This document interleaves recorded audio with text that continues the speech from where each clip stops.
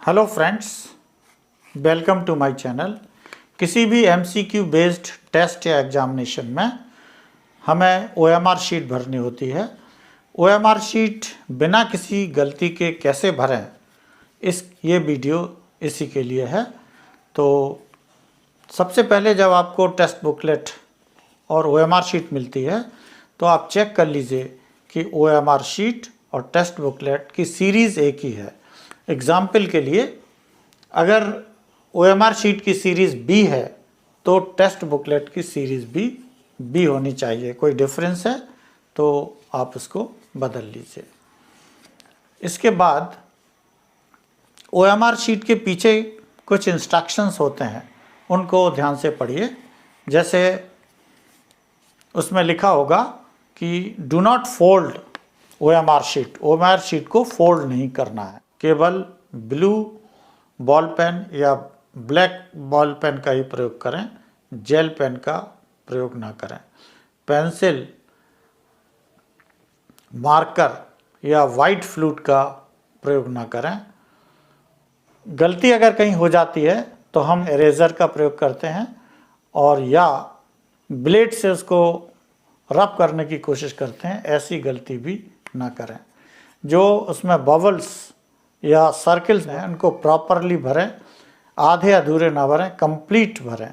क्योंकि जो OMR sheet reader होता है वो केवल बबल्स को ही पहचानता है।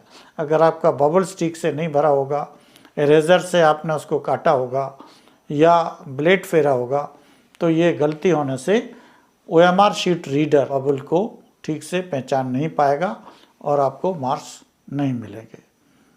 इसलिए ये हमें ध्यान रखना है। कोई स्ट्रे मार्क भी, कोई निशान, किसी तरह का टिक मार्क, कुछ भी उसमें यूज़ नहीं करना है। अब ये बोर्ड पर ओएमआर शीट का वो हिस्सा दिखाया जा रहा है जो कि आपको सबसे पहले डिटेल्स भरना है। सबसे पहले जैसे ओएमआर शीट बी सीरीज़ की है तो बुकलेट्स भी बी की होगी। ये आपने चेक ही कर लिया। इसमें बी भरिए और बी जो सर्कल है उसको अच्छी तरह से भर दीजिए। इसके बाद सब्जेक्ट भरिए। एग्जाम्पल के लिए अगर मैथ्स का पेपर है तो मैथ्स भर दीजिए, पर यह ध्यान रखिएगा इस ब्लॉक के बाहर कुछ भी नहीं निकलना चाहिए। रोल नंबर बहुत ध्यान से भरना है, क्योंकि एक बार आपने बबल्स भर दिए तो उनको ठीक नहीं किया जा सकता है। एग्जाम्पल के लिए आपका रोल नंबर है 3, 5, 7, 9, 6, 4, 3, 2, 0। ये आपका रोल नंबर है। तो सबसे पहले 3 है तो जो 3 वाला बबल है उसको भर दीजिए।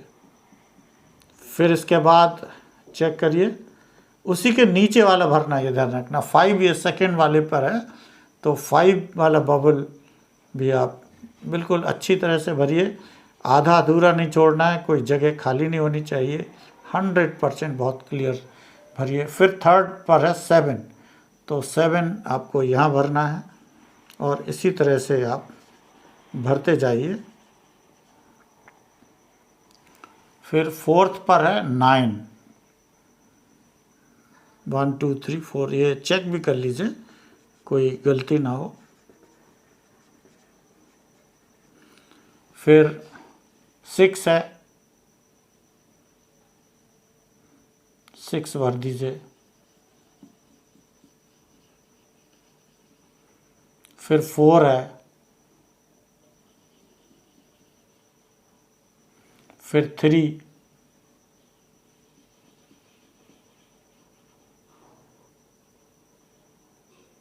फिर 2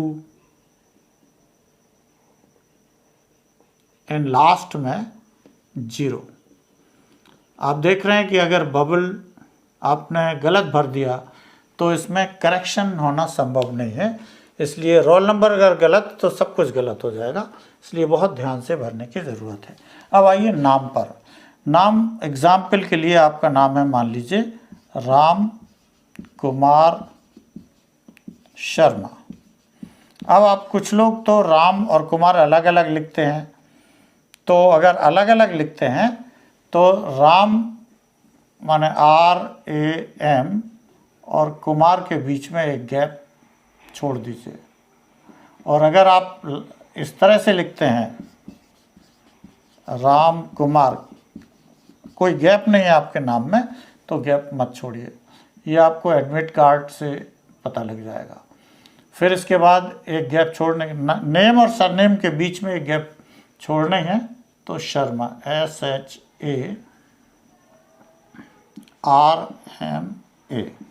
ये हो गया।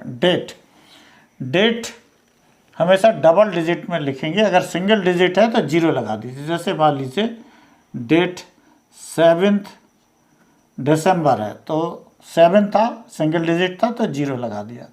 दिसंबर है, डबल डिजिट में 12। अगर मान लीजिए ये सितंबर होता, सितंबर मीन्स 9, तो आप क्या करते 09। फिर ईयर 4 डिजिट में होता ही है, इसलिए कोई प्रॉब्लम नहीं है। सिग्नेचर कैपिटल्स में नहीं करना है, इस तरह से रनिंग राइटिंग में आप करिए, पर यह ध्यान रखिएगा कि कहीं भी बाहर नहीं निकलना चाहिए। और ये भी आपकी रिस्पॉन्सिबिलिटी है कि आप देखें कि जब इन्विजिलेटर आपकी सीट पर आते हैं तो वो इस पर साइन करें। अब सेंटर कोड, एक कोड आपके एडमिट कार्ड में लिखा होगा, भले ही स्कूल आपका अपना स्कूल सेंटर हो या दूसरा स्कूल हो, सेंटर कोड ज़रूर होता है, वो एडमिट कार्ड में मिल जाएगा। एग्जाम्पल के लिए एडमिट कार्ड में लिखा है 327 सेंटर कोड, तो बिल्कुल उसी तरह से जैसे और बबल्स भरे हैं भर दीजिए।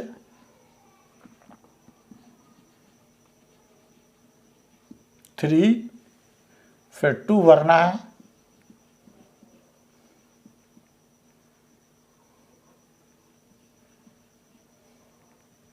फिर 7 भरना है।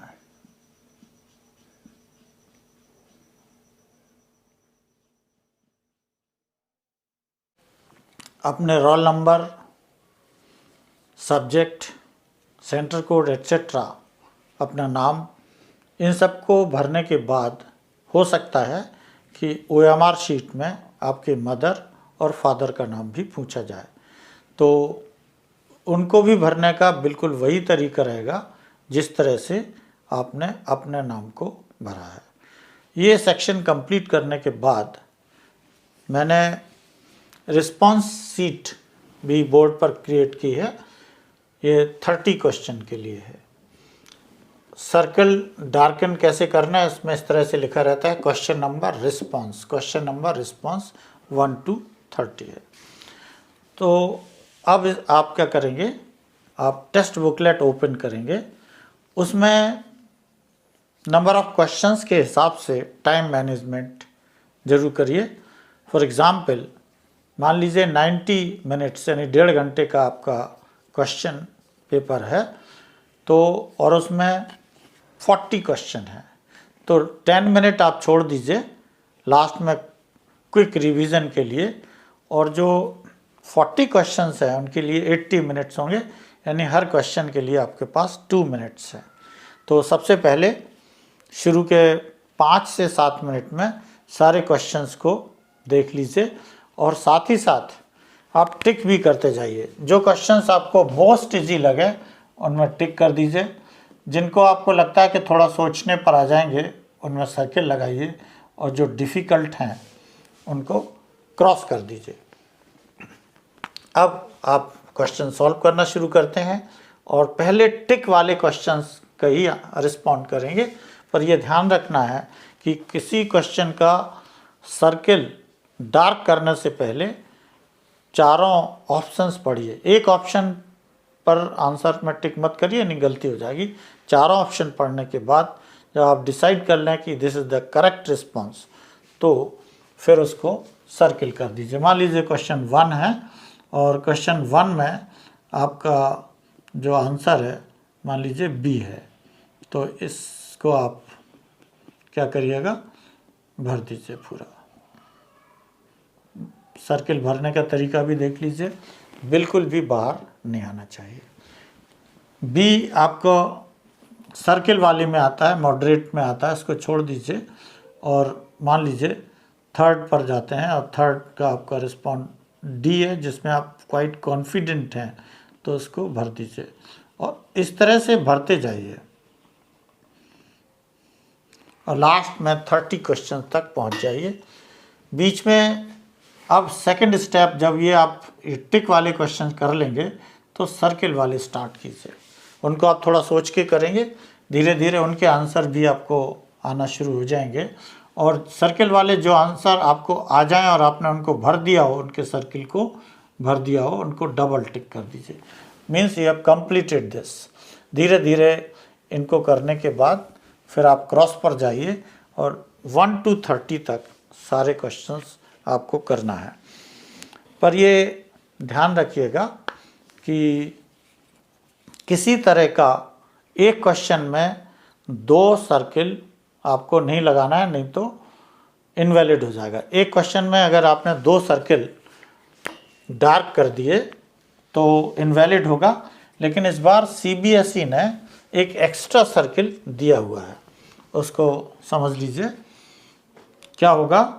फॉर एग्जाम्पल क्वेश्चन नंबर 7 में पहले आपने बी को सर्किल को भर दिया, आपने सोचा कि इसका आंसर बी होगा, लेकिन इसको भरने के बाद क्विक रिवीजन में या कैसे भी आपको पता लगा कि ये गलती हो गई है, एक्चुअली इसका करेक्ट आंसर सी है।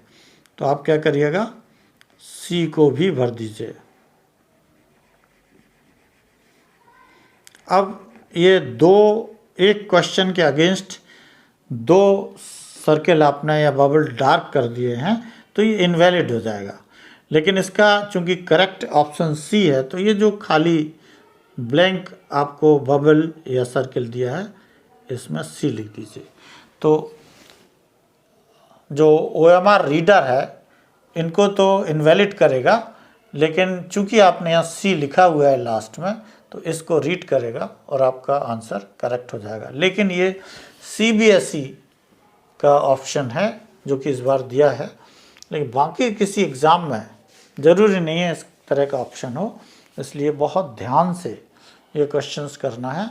और जो क्वेश्चंस आपको नहीं आते हैं, आपको लग रहा है कि डिफ़िकल्ट हैं और इनके आंसर में आप अपने नॉलेज और इमेजिनेशन के आधार पर अंदाज से टिक करते हैं तो गलत होगा।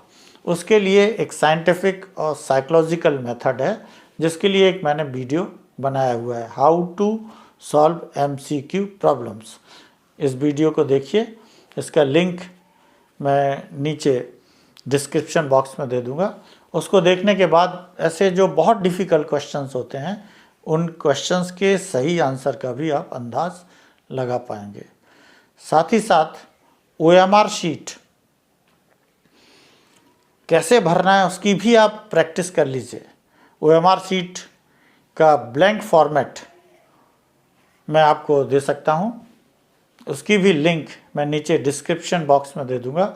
उससे आप निकाल कर उसको प्रिंट करिए और प्रिंट कराने के बाद 5-6 शीट्स को भर लीजिए, जिससे कि जो गलती की संभावना है वो ख़त्म हो जाएगी। अगर आपको डिस्क्रिप्शन बॉक्स से निकालने में कोई प्रॉब्लम आ रही है तो नीचे कमेंट बॉक्स में आप अपना ईमेल एड्रेस देंगे, उसमें मैं शीट भेज दूंगा, या व्हाट्सएप नंबर देंगे तो शीट सीधे व्हाट्सएप नंबर पर भी भेजी जाएगी।